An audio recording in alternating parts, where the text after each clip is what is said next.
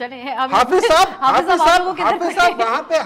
وہاں پہ ادھر ادھر ان کے پر جل رہے تھے، نہیں کر سکتے. دیکھیں بات یہ ہو جاتی ہے سچائی کی بات کرو، اگر اس کے لیے مرنا ہو تو مر جاؤ، اگر اس کے لیے کھڑے ہونا تو کھڑے ہو جاؤ، سچائی کی بات کرو. اس ملک کا سب سے بڑا مسئلہ کیا ہے؟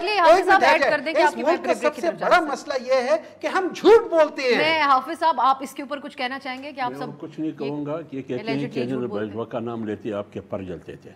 ہاں میں جنرل باجوہ کو نہ خود باپ مانتا ہوں نہ قوم کا باپ مانتا ہوں. آپ میڈیا پر بیٹھ کے آپ نے کہا یہ ہمارا بھی باپ ہے اور قوم کا بھی باپ ہے. آج باپ تسلیم کرتے ہیں یا نہیں کرتے ہیں؟ اعتراف کریں نا. سابقہ باپ کو تسلیم کرتے ہیں. دیکھیں ڈاکٹر صاحب نے بڑی اچھی باتیں کی. اگر یہ تبلیغ اپنی پارٹی کے اندر کہتے ہیں کہ سچ کے لیے کھڑے ہو جائیں، اگر آپ کہتے ہیں کہ آپ سچ پہ ہیں تو یہ جو لوگ ایئر لائن میں سوار ہو گئے یا اور ادھر چلے گئے ان کو تبلیغ کریں کہ کھڑے قربانی دیں.